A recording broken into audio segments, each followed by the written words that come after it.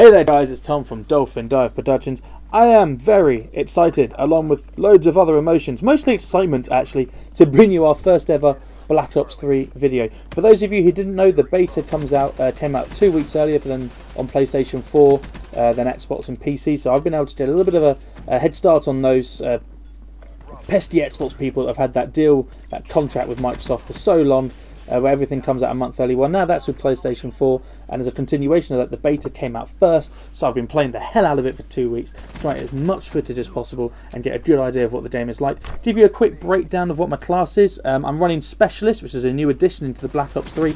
Those of you who haven't seen the trailers or haven't seen any of the information released by Black Ops, by Treyarch in the lead up to this beta, basically it gives you a little special ability. The bottom right hand corner, you see that sort of big looking gun, flamethrower type thing. Not actually a flamethrower, it's a hive deployment gun, which means for my Specialist class, when that charges up from playing objectives, getting points, killing people, general Call of Duty stuff, that charges up quicker and enables me to use my special ability, which you'll see later on in the game. It also changes my appearance. Out of the 9 Specialist classes there are 8 available in the beta. My character will look different from anyone else using the other 7 of those Specialists. That's a pretty cool addition to have. The gun and my class breakdown, I'm running Ghost for the first time. I finally unlocked Ghost before playing this game, getting the footage for you. So I've got Ghost. I think I've got silent thrusters as well, which is also key, as it blocks your signature on the map for any thrusting, for any of those gliding, which is really key if you're running SMG. And the SMG itself is a razor blade. It's one of the most popular guns at the moment in the game. It's one of the most powerful guns, one of the most well-rounded guns that offers you a little bit of everything in a gunfight. I'm running long barrel, so I get a little bit of extra damage, a little bit of extra range. Red dot sight, obviously, and grip, so to reduce the recoil.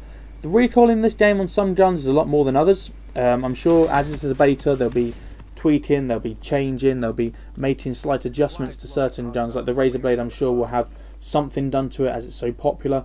All the way lead up to the beta when they were doing E3 and all the pros were using it, I'm sure something will be done. But that's the beauty of having a beta. Things can be changed if necessary. The map itself is Combine. It's the smallest of 4 available maps. It plays really well. It goes back to that classic Call of Duty sort of combination. You got left, you got right, and you got middle. 3 routes into B. As you can see here, little corridor here from the right hand side. On the left hand side you can actually wall run and then jump over onto another wall and approach B from that way. So there are lots of different ways. There's lots of ways they're keeping it fresh for this sort of like improving the Call of Duty experience, multiplayer experience, but keeping the core basics of what makes it so good. And the thrusters of course help you navigate the map by jumping over obstacles and wall running. The beta itself, this video is going to be the one of many that brings, as new news and as new information comes to light in the lead up to November, I'll be uploading videos to give you guys my view on the game and my view on the changes they'll make. But this one is the beta itself. Now, one key thing is really that you've got to bear in mind that while I'm playing this game, I am having so much fun.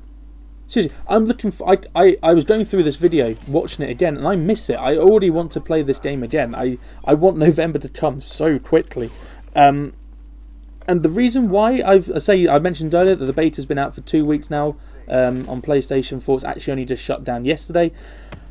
You may be wondering, why have you waited, Tom, for so long to put up a video? Surely you want to get videos out there as soon as possible. Yeah, I made that mistake with Advanced Warfare, okay? I made the mistake with Advanced Warfare. I played a couple of games and I thought, yeah, this game's the best ever because they've done something different, without really playing it too much and without really sort of investigating and just generally playing it, see how it plays. I made that mistake. I labelled it as the best ever. And at the time I thought it was, but now I'm more than happy to admit the fact that I was wrong, okay? That multiplayer is not fun. I've had more fun on Black Ops 3 in the last 2 weeks than I've had on Ghosts and Advanced Warfare combined. It just does everything so well. And I wanted to play the beta into the ground. I wanted to see how it felt, how I felt after playing it. I mean, after how I finished. Like I just said, I miss it. I want it to be out already. This is pretty cool. You can like challenge people whilst wall running and shoot them as well. But I wanted to see how I felt after, to see what issues arose, and I'm really interested. Yeah, there are lots of issues, some of which we'll go into in other videos. But it's been really interesting to see how Treyarch actually address these issues, see what changes they make to the game. After there have actually been a couple of really weird things they've included, which I hope they will change. But it's been really interesting to see the fallout of this beta, see everyone's opinions on it. And the overwhelming feeling I've got from it so far is just how much I want to play it. The maps, the weapons, I just want everything to be unlocked so I can play the final game in all its glory and just to have a damn good time. And this is why betas have been wanted for so long in Call of Duty. Show the fans what you've done. Give them a chance to play test what you've created. Give them a chance to you know, it's all very well giving it to pros and giving it to critics and giving it to, you know, letting your own members play test it. But the majority of the people that are going to be playing this game for the longest time are going to be your core fans, the public gamers. And a lot of the time, we won't know what a Call of Duty game is recently until release day. And that just, nowadays, isn't good enough. For a game that demands such a high media attention and such high sales, as it should do, because it is, you know, it has been one of the best multiplayer shooters for a long time. And it has been justifiably so, earlier titles. And only recently it started to get a bit of oh, it's going a bit stale, oh, you know, you haven't implemented it, oh, you try something new, you fuck it up, you know. You need a sense of what your game is going to be played like, what it's actually going to be played like in the large scale, and a large sense of scale is going to be public gamers. They're going to be using all equipment, you know, pro gamers will have stuff that's blocked for pro events and things like that, so you need to see what the vast majority of your players feel like the game is going to be played, how it's going to be played, see how it's going to be played, and make changes based on that, not just based on a select group of people. So I think what they've done, Treyarch, yes, it's been brave after what Ghosts and Advanced Warfare has gone through. It's been brave, but it's paid off. I think this is going to be. I think it's going to pay off. Okay, you're giving 2 weeks access to people that pre-ordered the game, your hardcore fans, people that you know are going to be playing it, and you've given the people who just think what it's going to be like. You know, how is it? I'm not too sure about the Call of Duty series anymore. I want to see what it's like, but I've not been able to. On the last day, they actually opened it up. On the last 2 days, they actually opened it up to everyone on PlayStation 4 to see what Black Ops 3 is all about. So I think it's brave, it's good, it's a great move by Treyarch, and hopefully it sets a trend for Call of Duty games and maybe other AAA titles as well. Opens up a trend for them to do betas, to showcase what they've done differently, and open themselves up to criticism, open themselves up to change. You know, don't get set in your ways. That's what set Advanced Warfare aside from the others in terms of failure, because they made something different, but they didn't give it a chance to flourish before the game came out. As soon as Advanced Warfare came out, everyone got their hands on it first time, and it was bloody difficult to get a hand on that boost jumping. So what Treyarch have done now, giving people a chance to get used to the game, used to how it's played, holding things back, holding a lot of maps back. I mean, only 4 maps were available, but they've held maps back, they've held guns back, they've held a secret specialist class as well, and a secret kill streak. So although, yes, they're giving us a lot of information, they're not giving us all the information. So it's really, really exciting. A couple of key points that I picked up, a couple of elements that I think are brilliant. Some of my favourite elements, I'll go into a little bit more detail now. The thrust jumping. Okay, yeah, I've talked about it briefly, how it allows you to navigate the map. But it's really only used for that purpose. There's no real tactical advantage to using the thrust jump in a 1v1 gunfight, like you would in Advanced Warfare with the boost jumping, just get height and boost left, right, you know, like sort of like a teleport almost. The thrust jump is just easy to track. You know, they glide more than jump. You see me use it all the time. If anything, the boost slide like that is more useful in a gunfight, because it thrusts yourself forward and it's confusing to the enemy, and it offers you something new and different, really. Although sliding has been, you know, implemented, it's not really been used in gunfight, offered any significant advantage in gunfight. It's more just going around corners. In this case, because the gliding like that is so slow, thrust sliding is going to be a lot more useful in gunfights, I think, than thrust jumping. Its real only element really is to go up and enter buildings from different angles, and to utilise the map wall running that you can use to find secret areas.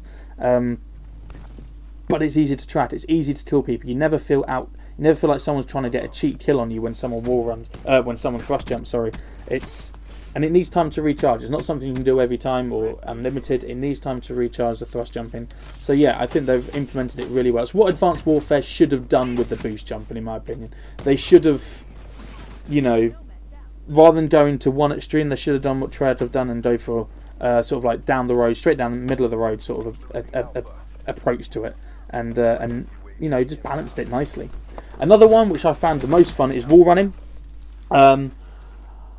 Again, not making it's not really a tactical advantage in a gunfight. I've never ever come across someone who in a 1v1 gunfight or in that situation just there has looked to use wall running as to gain an advantage over you in a gunfight. It's never been like that. It's easily trackable, the speed is slightly less than sprint, but it allows you to move through certain parts of the map that you couldn't otherwise, okay? It allows you to exploit areas of the map like here, rather than just sprinting and running and gunning and jumping. You sacrifice some of your abilities and some of your movement to wall run, to get to a different part of the map, to gain a surprise on the enemy that you wouldn't necessarily have otherwise.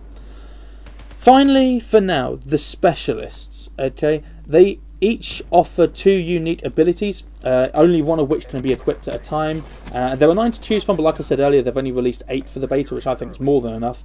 You unlock them in as you go up levels at different parts of your level experience. They recently announced there's going to be 55 levels and 10 prestiges, I think it was, so it goes back to basic. At first I was worried that the map will be full of people sort of like running around wielding grenade launchers, bows and one-hit kill pistols, but the specialist ability, because it takes time to charge up, people will only use them in certain situations. You don't get people running them just for the sake of using them. You get people using it, like for example my hive.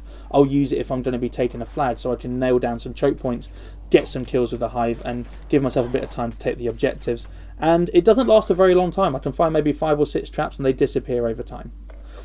In conclusion, everything feels, looks and plays like a balanced Call of Duty game. It harks back to the old games, whilst implementing some new fantastic abilities as well, and I'm just having a blast with this, and I cannot wait for the launch of the real game. So guys, thank you so much for watching. Stay tuned for more Call of Duty Black Ops 3 videos as I release them. As more information comes out, that's when I'll be doing it. Nabbott and I will also be looking to do a special Black Ops 3 breakdown coffee morning. So guys, stay tuned. Thank you so much for watching, and goodbye.